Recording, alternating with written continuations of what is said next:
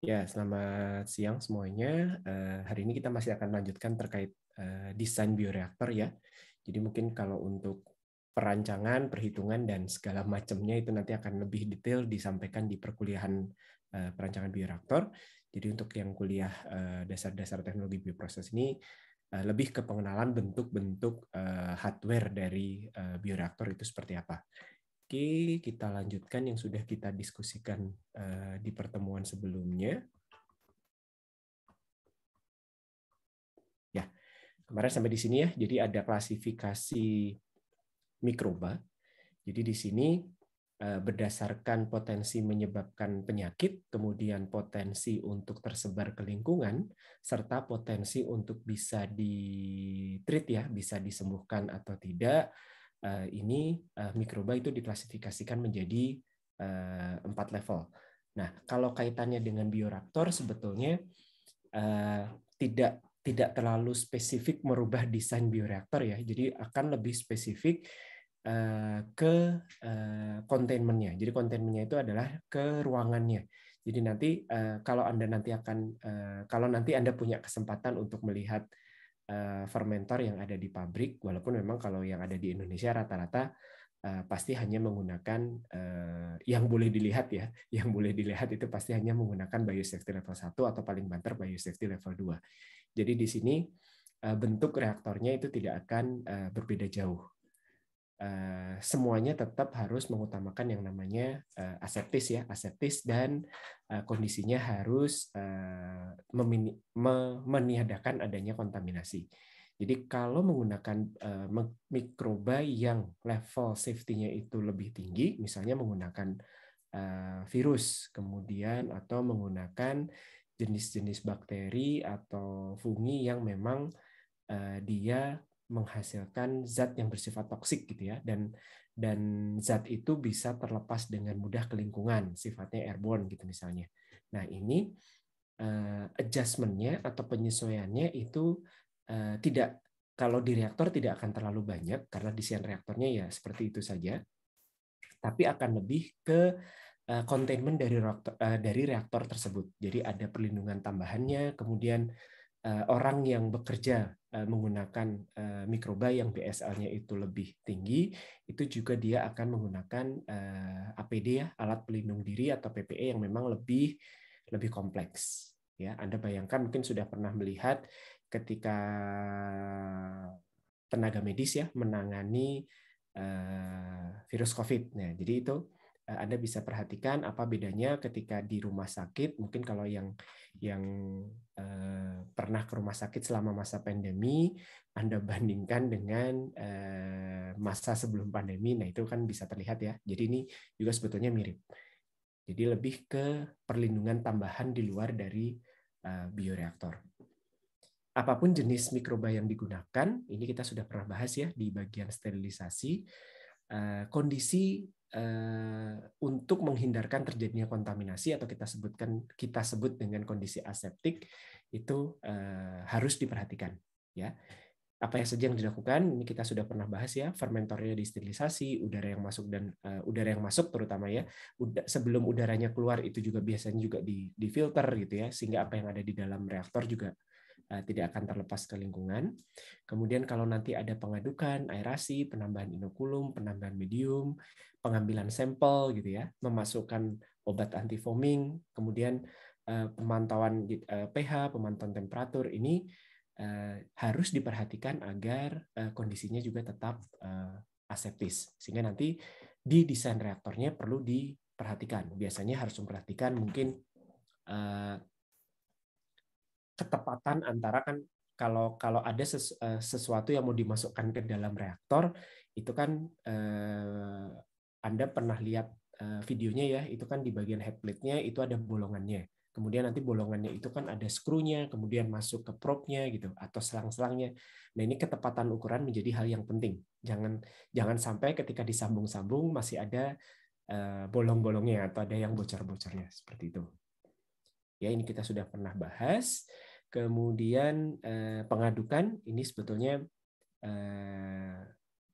mestinya sudah dipahami ya. Jadi secara umum fungsi dari aerasi Dan pengadukan itu beda ya. Jadi yang aerasi itu fungsinya adalah untuk mencukupi kebutuhan, tergantung ya, kalau aerasinya adalah udara atau oksigen ya berarti kebutuhan oksigen, karena mikrobanya sifatnya adalah yang aerobik.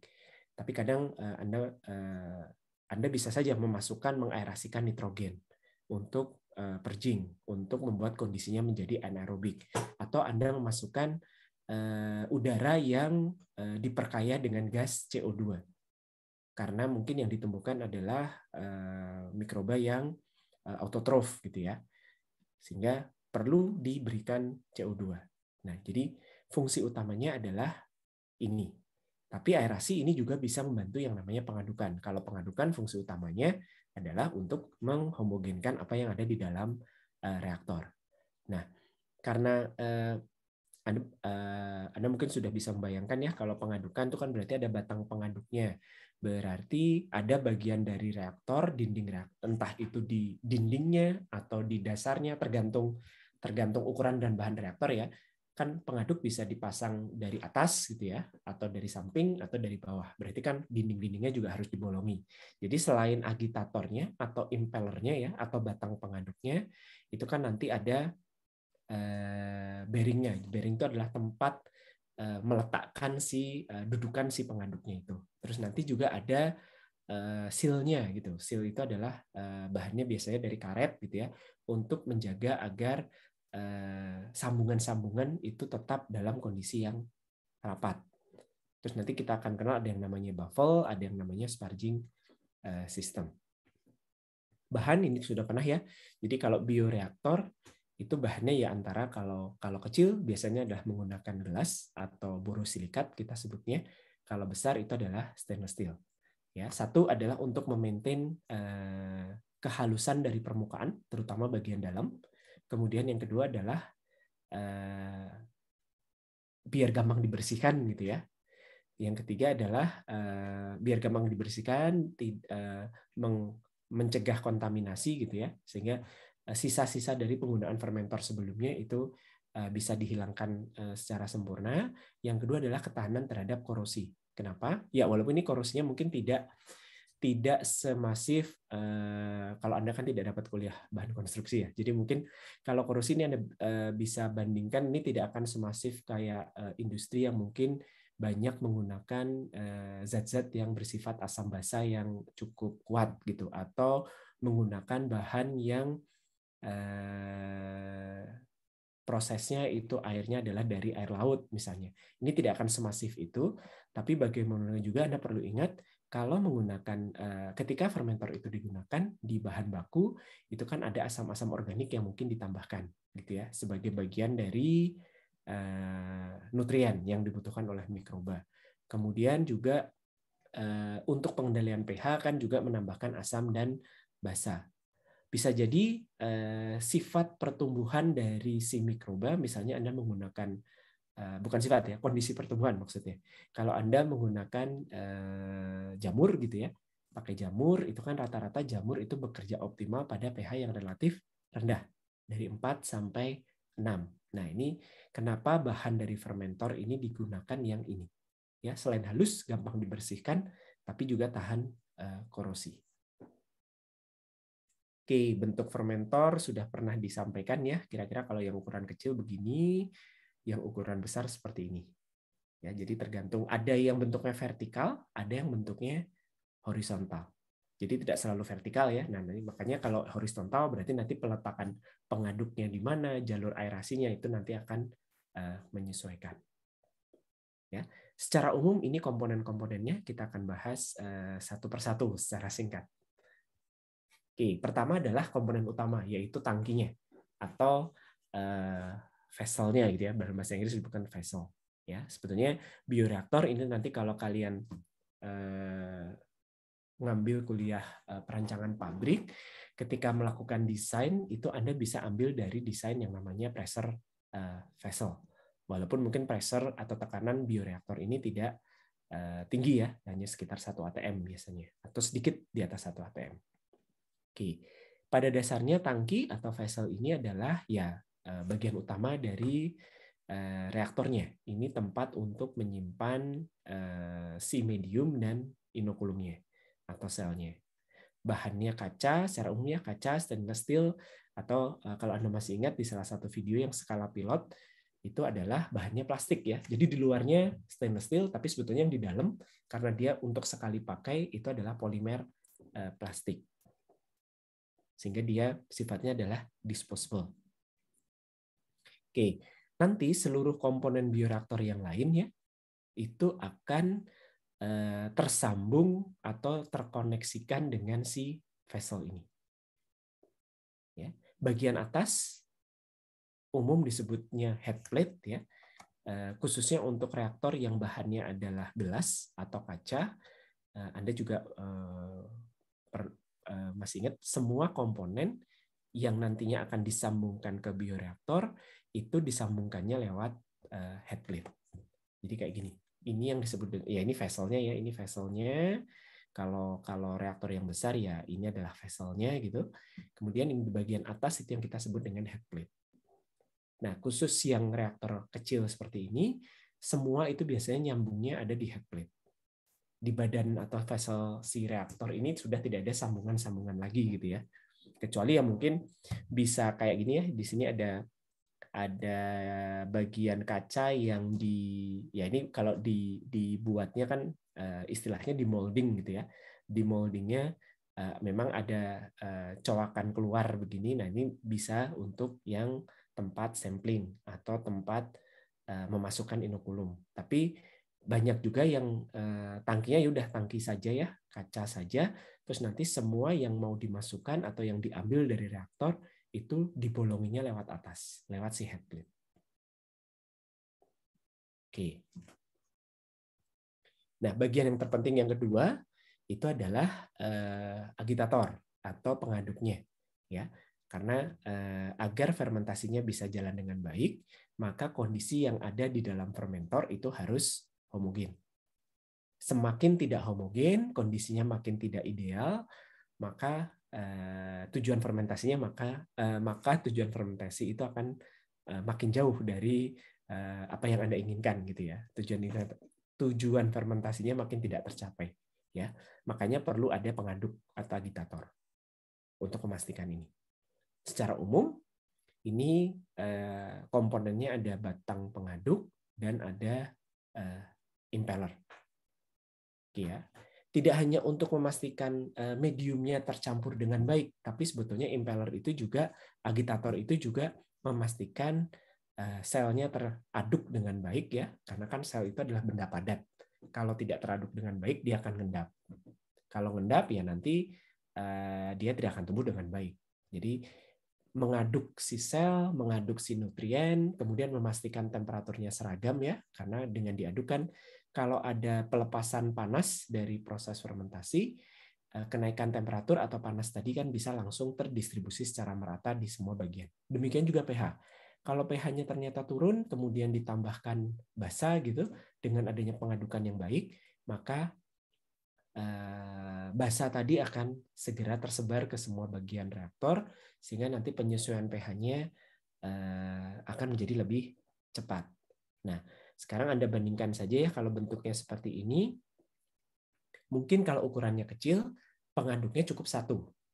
Ya, tapi kalau reaktornya itu semakin tinggi gitu ya, maka pengaduknya bisa lebih dari satu. Kalau reaktornya kaca segini ya, batang pengaduk ya cuma satu saja ya dari atas gitu. Nanti tinggal pengaduknya dipasang di beberapa titik.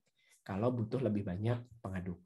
Tapi kalau reaktor besar seperti yang di kiri, ini kan tidak harus dipasang satu dari atas gitu ya. Justru biasanya motornya itu kalau di atas ini ada motor ya, di atas yang ini pointernya semoga kelihatan ya. Di atas headplate yang kaca, di atas headplate reaktor kaca ini ada motor. Tapi kalau di reaktor yang besar, itu biasanya motornya malah ditaruh di bawah. Pengaduknya dari bawah. Kadang kalau perlu ya dipasang pengaduk dari samping, gitu. Batangnya dari samping-samping. Oke, pengaduk macam-macam ya. Ada bentuknya baling-baling, bentuknya propeller, tergantung RPM yang dibutuhkan, dan tergantung apa, Mas ini? Pemilihan pengaduk itu akan bergantung pada apa? Atau kebutuhan pengadukan itu akan bergantung pada apa? parameter penting apa yang akan mempengaruhi kebutuhan pengadukan? Masih ingat nggak?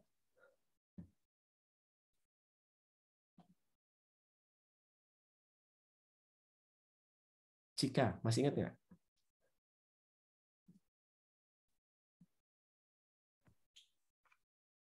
Maaf Kak, saya udah agak lupa Pak. Kalau memilih pengaduk, apa kira-kira yang perlu Anda perhatikan? Prisil, ingat?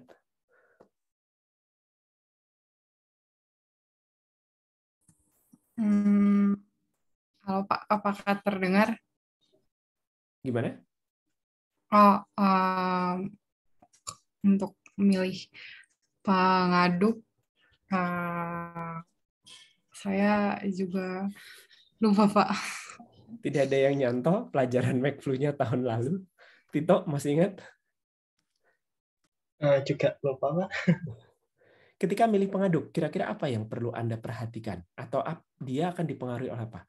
Apakah satu jenis pengaduk bisa dipakai untuk semua kebutuhan? Tidak, Pak. Nah, kira-kira apa, Hilya?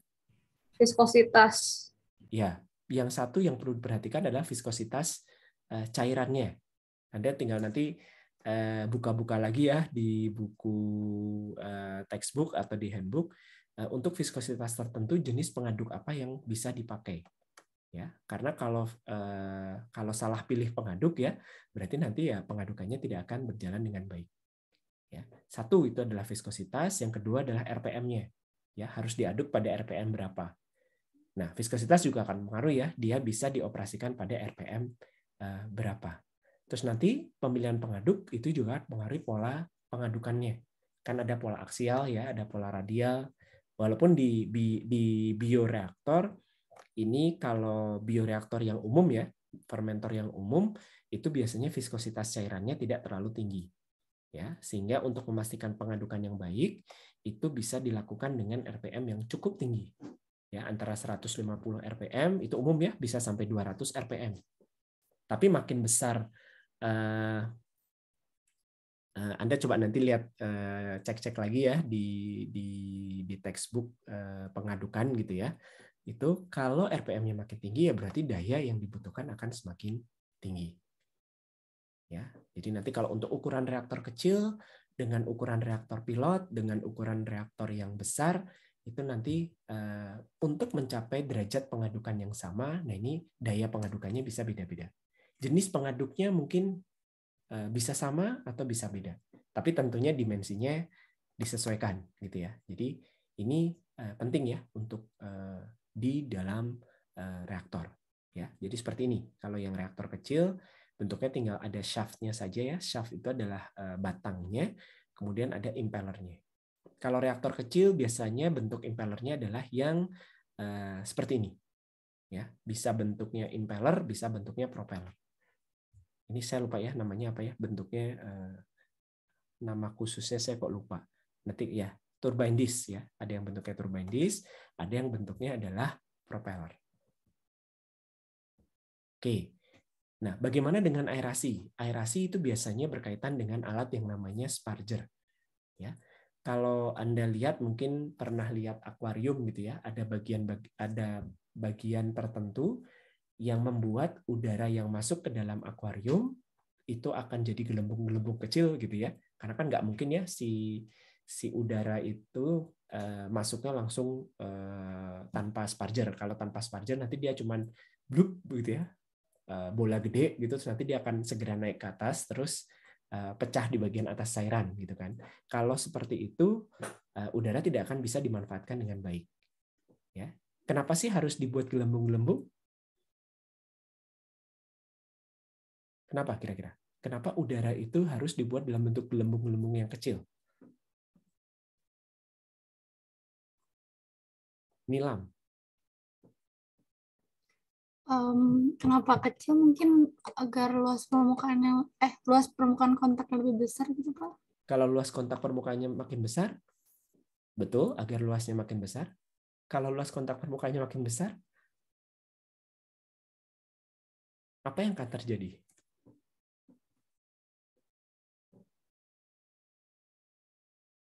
Nilam? Sudah diam. Ya Pak masih mikir. Kenapa luas permukaannya harus semakin besar?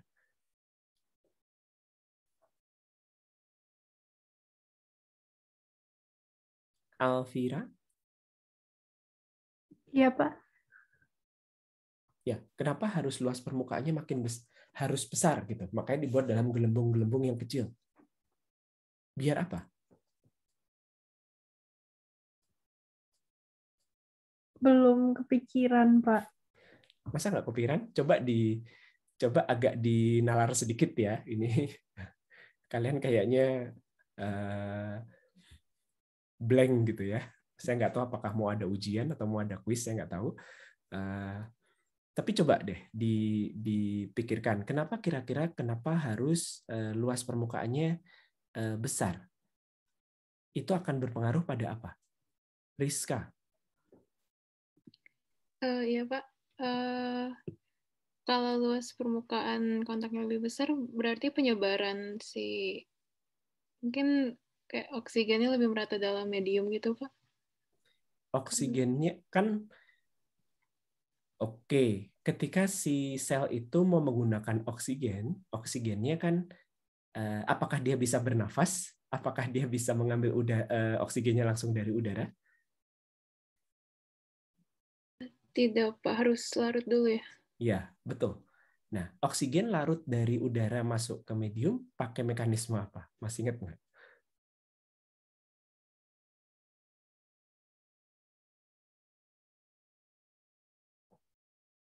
Apa mekanisme perpindahan oksigen dari gas ke cairan? Maaf Pak, masih mute.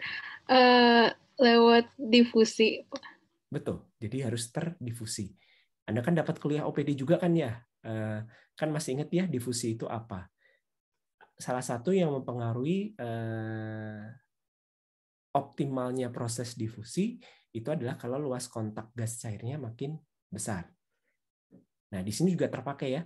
Jadi agar difusi oksigennya itu makin baik, sehingga nanti terlarutnya si oksigen di dalam medium itu makin baik, maka dibuat gelembung-gelembung. Makin kecil gelembungnya, luas kontaknya akan menjadi semakin banyak untuk volume yang sama kan ya. Sehingga nanti difusinya makin bagus, kelarutan oksigennya makin bagus, bisa lebih optimal dimanfaatkan oleh sel. Selain itu, makin kecil gelembung, ya Anda bisa bayangkan densitasnya akan semakin kecil gitu ya. Maksudnya ya Anda bisa bayangkan makin ringan gitu. Makin ringan atau makin berat ya. Intinya ketika gelembungnya itu mengecil, kan Anda bandingkan ya, Anda alirkan tanpa sparger, dia akan jadi satu gelembung besar. Kalau gelembung besar, dia kan akan cepat naik ke atas. Berarti makin ringan ya. Kalau jadi gelembung-gelembung kecil, dia akan bertahan lebih lama di dalam cairan. Ya, sehingga istilahnya sih holding time ya, hold up dari si gelembung tadi itu akan menjadi lebih lama. Sehingga nanti melarut difusi oksigen ke dalam cairannya itu juga akan menjadi lebih baik. Ya. Selain mensuplai oksigen tadi sudah disebutkan, adanya aerasi ini akan membantu pengadukan. Ya, jadi kalau reaktornya itu diaerasi, maka kebutuhan daya pengadukannya biasanya akan menjadi lebih kecil. Kira-kira gitu. Nah, bentuk sparger mungkin kalau kayak di akuarium bentuknya hanya kotak gitu ya, tersambung dengan selang. Nah, kalau yang di reaktor, kalau secara keseluruhan seperti ini ya, ini namanya ring sparger. Jadi salah satu ujungnya itu nanti akan dihubungkan dengan selang yang terkoneksi dengan udara. Tentunya udaranya yang sudah lewat filter. Nah, di ujung, jadi ya yang sebelah sini nih harusnya ya, itu akan ada bolong-bolong seperti ini. Kalau butuh gelembungnya lebih halus lagi ya, lebih kecil lagi, pakai yang namanya microsparger. Jadi di sini ada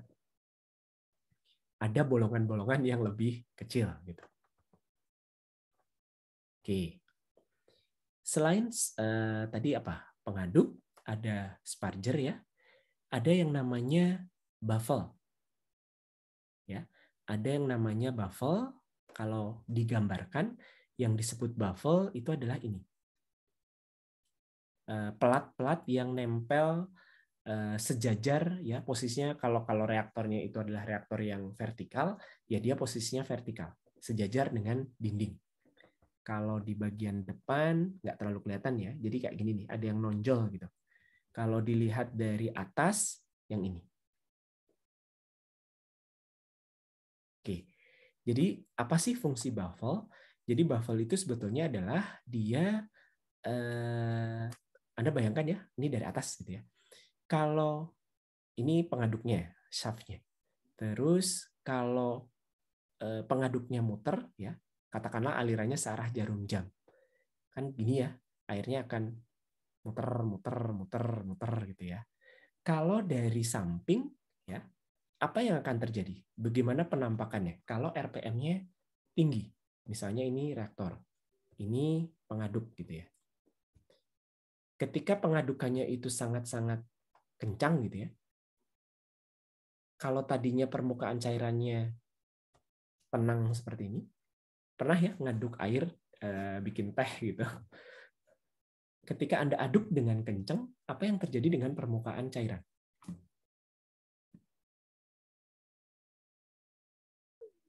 Naik, ya Pak. Naik atau turun? Naik di pinggirnya gitu. Ya, jadi bentuknya nanti akan seperti ini ya. Ini kan ya.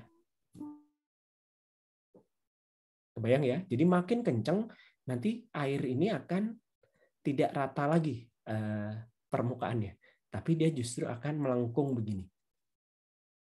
Nah, kalau melengkung seperti ini, kira-kira pengadukannya menjadi baik atau tidak baik? Pencampuran ya, maksudnya pengadukan tadi, pencampuran atau homogenitas dari cairan yang ada di dalam itu menjadi tidak baik ya. Karena yang dekat dengan pengaduk dia mungkin masih akan tercampur, tapi kayak yang di sini-sini gitu, atau di ujung-ujung bawah gitu ya, atau paling bawah, itu dia tidak akan homogen. Ya, ini yang disebut dengan vortex atau turbulensi gitu ya. Jadi fungsi baffle, kalau Anda pasang baffle di samping-samping gini, ya, jadi Anda bisa bayangin ya, pas airnya muter, kan kalau muter kencang dia makin ke tengah kan makin ke bawah ya, kan begini ya, makin ke tengah kan makin ke bawah. Nah kalau ketabrak sama yang namanya baffle, dia turbulensinya atau vortexnya itu akan berkurang. Jadi relatif tetap landai dengan adanya si baffle. Ya, jadi fungsi dari baffle itu adalah sebetulnya adalah mencegah atau mengurangi terbentuknya vortex tadi. Ya, dia adalah penghalang. Ya, kalau di sini istilahnya dia menciptakan aliran turbulen itu biar vortexnya, intinya biar vortexnya tidak terbentuk. Ya, biasanya ini ada kalau di reaktor yang ya mau reaktor kecil, reaktor besar biasanya ada ya. Jadi dia pasang bentuknya plat saja, dipasang di tepi-tepi dinding fermentor. Oke, sampai di sini yang mau ditanyakan dulu nggak?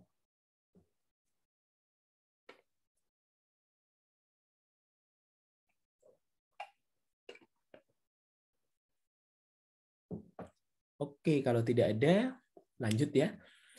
Kemudian ada namanya probe. Jadi sebetulnya probe ini ya sesuatu sensor gitu ya yang dicolokkan ke dalam si reaktor. Probe ini dibutuhkan untuk memantau berbagai kondisi ya, bisa pH, bisa dissolve oksigen, temperatur atau CO2. Biasanya yang paling umum adalah pH, DO kalau dia adalah aerobik, dan temperatur. Kalau butuh memonitor yang lain, misalnya laju pembentukan CO2 atau laju konsumsi CO2, nah ini dipasang, atau misalnya dia membentuk gas gitu ya, fermentasinya menghasilkan gas, terus mau diukur laju pembentukan gasnya. Nah ini ya dipasang probe yang spesifik. Ya, probe itu bisa ditaruh di head plate kalau memang adanya hanya head plate, bisa dipasang di atas, bisa di samping, bisa di bawah gitu. Nah, kalau reaktornya makin besar ya, atau reaktornya makin tinggi gitu, per D-nya semakin tinggi, probe-nya tidak hanya satu, maksudnya untuk mengukur pH gitu. Kalau hanya reaktor yang kaca yang kecil 1 liter atau 3 liter gitu kan, cukup dipasang probe pH 1 gitu di tengah-tengah. Nah, itu bisa merepresentasikan pH keseluruhan reaktor karena pengadukannya kan baik. Nah, makin besar reaktor itu kan mencapai derajat pengadukan yang sama, itu kan susah ya. Jadi pengaduknya harus ditambah banyak gitu ya. Nah, probe-nya pun ya, probe pH gitu misalnya, itu tidak hanya 1. Jadi kadang 1 dipasang di atas, 1 di tengah, 1 di bawah misalnya. Kalau dia terlalu tinggi. Oke ya, jadi ini namanya probe belt gitu ya. Jadi di samping kalau yang ini, di samping tapi yang bawah. Mungkin nanti di bagian atasnya lagi ada probe-nya lagi. Ya, kalau yang reaktor kaca jelas opsinya cuma dipasang di atas. Nah, ini adalah motornya ya, motor dan tempat batang pengaduknya itu terpasang. Oke. Kemudian setelah probe itu ada yang namanya port. Port itu adalah lubang-lubang atau saluran yang ada di reaktor ya. Jadi bioreaktor fermentor itu membutuhkan tambahan port atau saluran untuk memasukkan atau mengeluarkan material dari reaktor. Termasuk untuk sterilisasi segala macam ya. Itu kan juga butuh saluran. Itu difasilitasi dengan port. Bisa untuk juga nambahin media, menambahkan sel gitu ya, menambahkan asam basa, terus mengambil sampel. Ya, sehingga ada seperti ini ya. Sama ya kalau bioreaktor yang kecil semuanya ada di atas, tapi kalau yang bioreaktor besar itu tergantung peletakannya. Nah, umumnya seperti ini ya. Jadi yang bawah itu untuk probe, kalau tidak terlalu tinggi, terus yang atas itu untuk ports-nya. Nah, ini mungkin bisa dilihat juga skema beberapa jenis port ya, misalnya seperti sampling port atau feeding port. Ini nggak usah kita bahas terlalu detail lah ya. Nah, komponen yang lain itu namanya adalah kondenser. Dari namanya ketahuan ya, untuk mengkondensasi. Apa sih yang harus dikondensasi? Kondensasi itu berarti untuk mendinginkan. Ya, kondenser ini adalah komponen dari bioreaktor yang digunakan untuk mengembalikan udara yang menguap. Jadi kalau fermentasinya itu kenaikan temperaturnya, kan Anda ingat lagi ya, kenaikan temperatur di fermentasi itu biasanya tidak terlalu tinggi, mungkin hanya 5-10 derajat. Tapi durasi fermentasinya kan panjang gitu ya, bisa berhari-hari. Jadi dengan kenaikan temperatur serendah itu pun, itu akan ada bagian dari medium yang akan menguap. Maksudnya itu. Nah, kondenser kalau dengan durasi dan kenaikan temperatur yang cukup signifikan, penguapannya itu dirasa membuat masalah bagi fermentasinya, maka dipasang si kondenser. Ya, jadi dia mendinginkan kembali ya uap yang menguap tadi, kemudian dia akan balik ke fermentor. Kenapa harus didinginkan? Ya karena kalau tidak didinginkan, walaupun fermentor itu ketutup ya, fermentor kan ada bayangkan ketutup gitu ya. Kalau terjadi kenaikan temperatur, kemudian medium cair tadi menguap, efeknya apa? Ya uapnya nanti akan ke atas kan ya. Namanya uap kan lebih ringan daripada cairan ya. Dia akan berkumpul di atas. Memang nanti sebagian akan balik lagi karena dia akan kena dinginnya bagian atas gitu ya. Tapi kalau di bagian atas Anda bisa bayangkan temperaturnya itu akan menjadi cukup tinggi. Sehingga kalau tidak ada kondenser ya balik lagi ke bawahnya akan sangat lama sekali. Selain itu akan terjadi build up pressure di bagian atas. Nah, ini yang tidak diinginkan. Termasuk ya karena banyak nutrien yang menguap, maka nutrien tadi tidak akan bisa termanfaatkan dengan baik oleh si sel. Ya, seperti ini ya, biasanya dipasang di atas reaktor gitu maksudnya ya. Terus nanti ada jalur, ini ada skemanya tidak ya? Oh, tidak ada. Nanti ada jalur di mana namanya kondenser pasti harus ada pendinginnya ya. Jadi bagaimana si medium tadi menguap bisa balik lagi jadi cairan kan harus didinginkan. Berarti biasanya nanti akan ada air pendinginnya. Jadi ada yang muter, ada sirkulasi. Oke, kemudian filter. Filter ini kita kita sudah pernah bahas ya untuk sterilisasi udara, ya. Yang untuk udara masuk kita sebutnya biasanya adalah inlet filter. Oke, kemudian yang udara keluar kita sebutnya adalah exhaust filter. Ya, jadi sebetulnya ini dipasang agar ya kondisi di dalam itu tetap steril. Walaupun sebetulnya Anda bisa bayangkan ini sebetulnya salah satu hal yang ikut menjaga kondisi reaktor itu tetap aseptis ya. Kan Anda bayangkan Anda punya fermentor, Anda isi dengan cairan, ada isinya selnya juga gitu ya. Terus Anda aerasi. Anda aerasi itu kan berarti Anda memasukkan udara. Udara itu kan punya tekanan ya. Nah, ketika diaerasi, tekanan di dalam reaktor itu pasti naik ya, atau positif ya. Tekanan di dalam reaktor itu menjadi positif. Nah, kalau tekanan di dalam itu positif, lebih besar daripada yang tekanan di luar atau tekanan udara luar, kemungkinan kontaminasi udara luar masuk kan kecil ya. Itu salah satu yang manfaat aerasi juga. Nah, tapi kan tidak bisa terus-terusan ya, pasti akan terjadi build up pressure. Jadi udara pun itu harus dikeluarkan. Tapi biar tetap kondisi di dalamnya itu steril, sistem di dalamnya itu steril, dipasang filter. Ada housingnya ya, ini tempat si cartridge-nya atau housingnya inilah ya tempatnya si filter itu. Oke, ada yang namanya back pressure valve. Ya, jadi bioreaktor itu harus dijaga agar tekanannya konstan dengan nilai yang lebih tinggi dibandingkan udara luar. Ya, tekanan konstan ini ikut membantu menjaga sterilitas. Artinya ya, udara luar itu tidak bisa masuk. Mikroba yang ada di udara luar gitu ya, maksudnya tidak bisa ikut masuk. Nah, kalau terjadi sesuatu gitu ya, sehingga nanti misalnya Anda menyempling atau membuka sebagian dari reaktor gitu ya, tapi fermentasinya masih jalan gitu ya. Sehingga nanti ada kemungkinan tekanan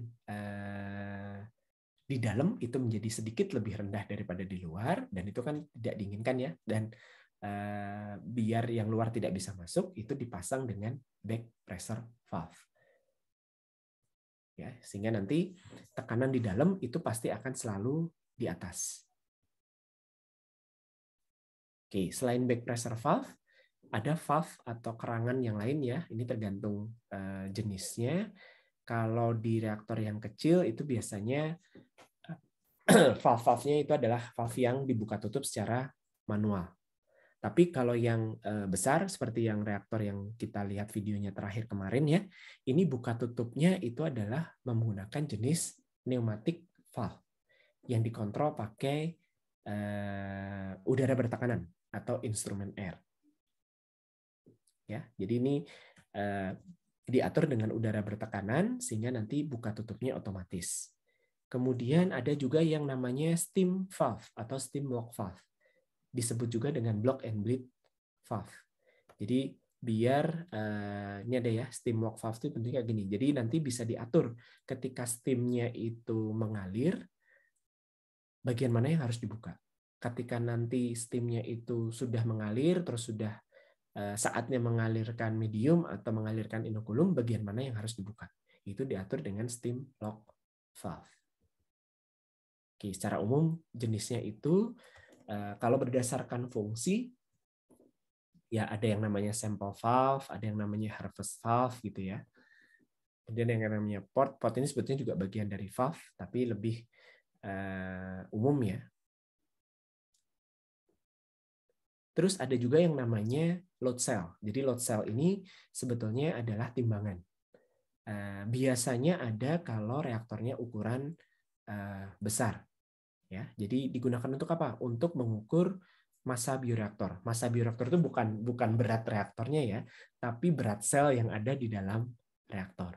Jadi biasanya untuk memprediksikan, karena mungkin kalau reaktor besar, Anda pengen memonitor seberapa banyak mikrobanya sudah tumbuh gitu ya, atau kenaikan densitas mikrobanya itu seberapa cepat gitu, mungkin sulit untuk ya walaupun bisa ya, bisa dimonitor secara manual dengan membuka sampel valve gitu ya, terus cairannya diambil, dikeringkan, pakai gravimetri, ditimbang gitu ya, tapi kan itu lama.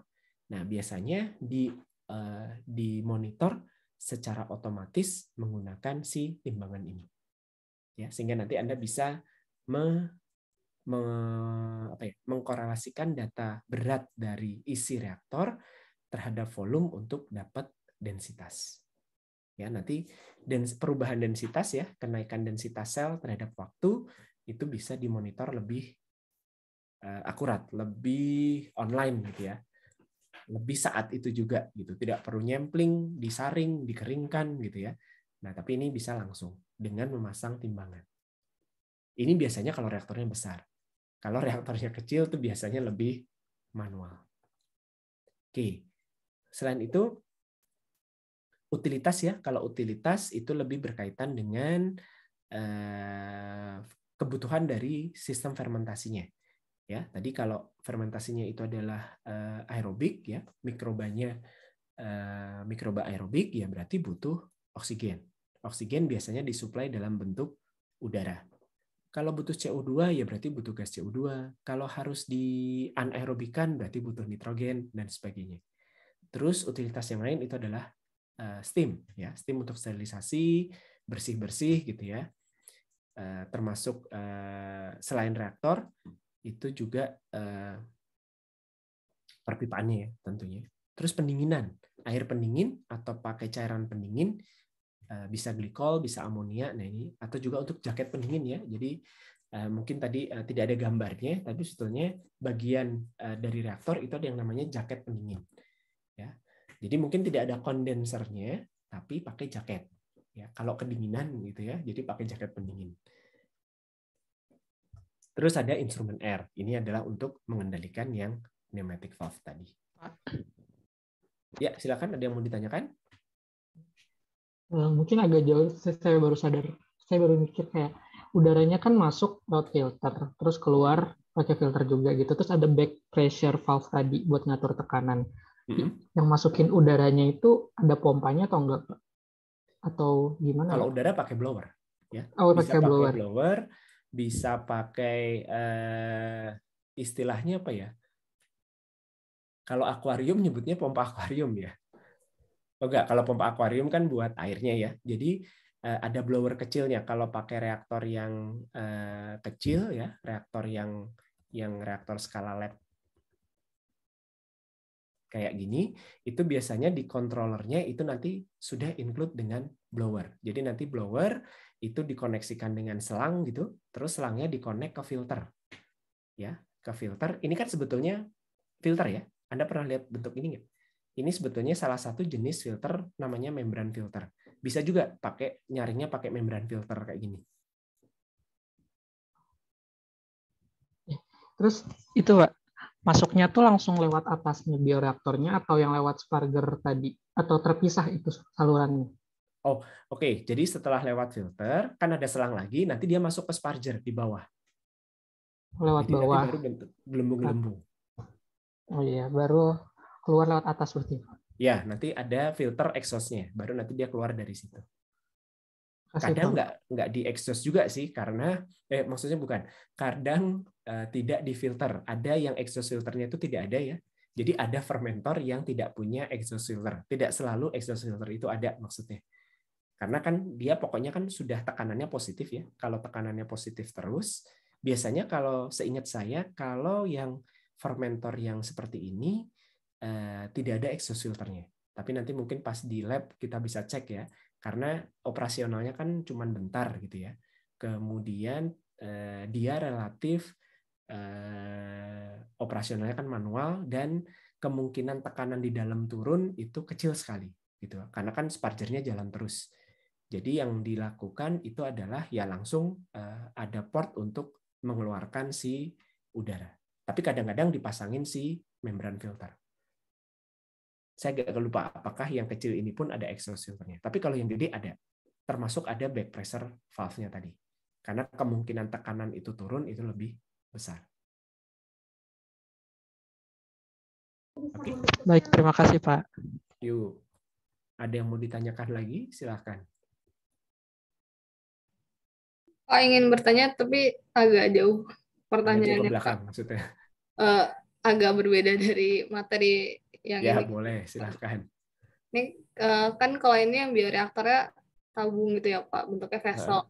Tapi kalau yang misalnya kayak fotobioreaktor gitu yang kayak pipa panjang buat alga gitu Pak, itu nutrisinya dikasihnya gimana gitu? Terus distribusi temperatur dan nutrisinya juga gimana cara ngaduknya gitu Pak? Oke, kalau fotobioreaktor ya itu sebetulnya kalau fotobioreaktor kan bentuknya macam-macam ya. Sebetulnya nanti di bagian belakang ada nih. Ini mah nggak usah kita bahas ya, sistem instrumentasi kalian baca saja. Oke, jadi sebetulnya bentuk-bentuk reaktor itu nanti tidak hanya tangki. Jadi ada yang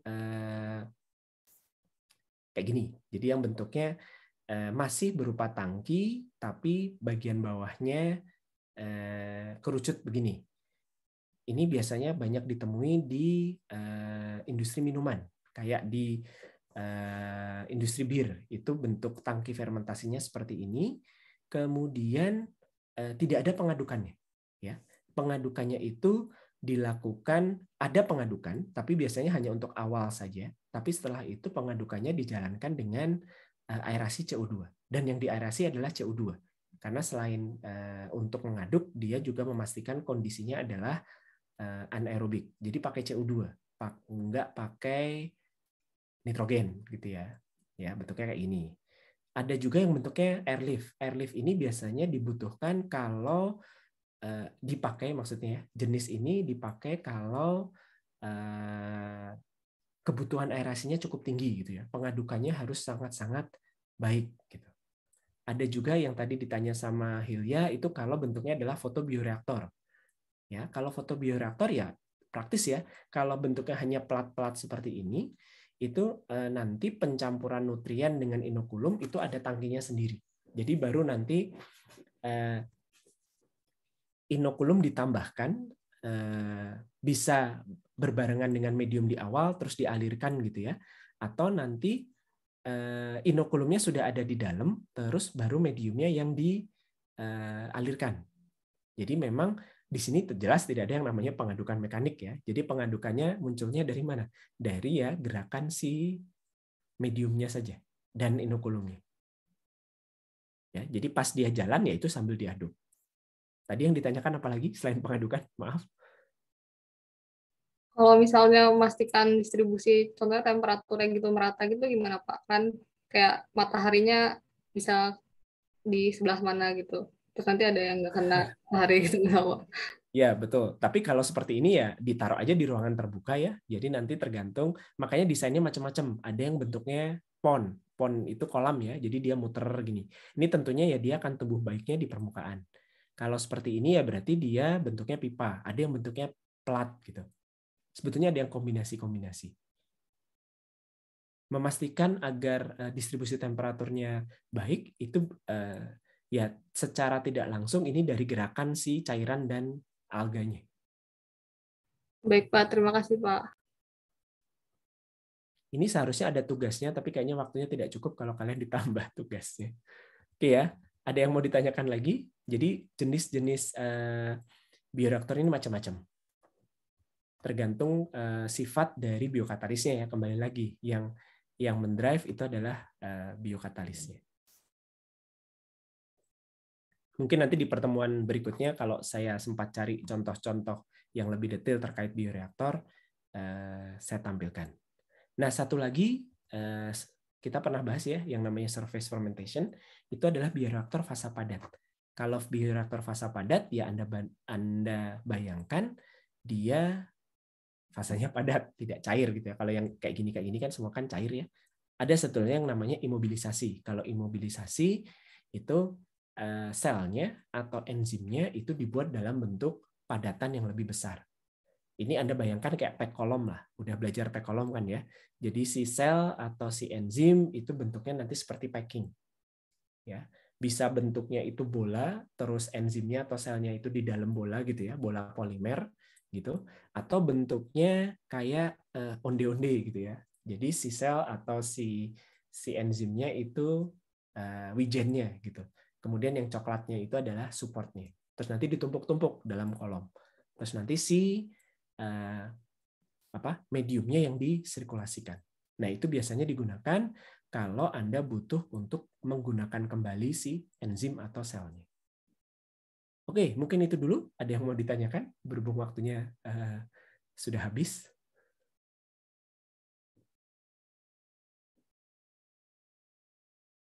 Baik, kalau tidak ada, mungkin di pertemuan berikutnya saya coba carikan contoh-contoh untuk reaktor-reaktor yang bukan tangki ya. Nanti kita bahas di minggu depan. Oke, terima kasih semuanya. Kita ketemu lagi minggu depan. Oke, selamat siang. Terima kasih, Pak. Siap, Pak. Terima kasih, Pak.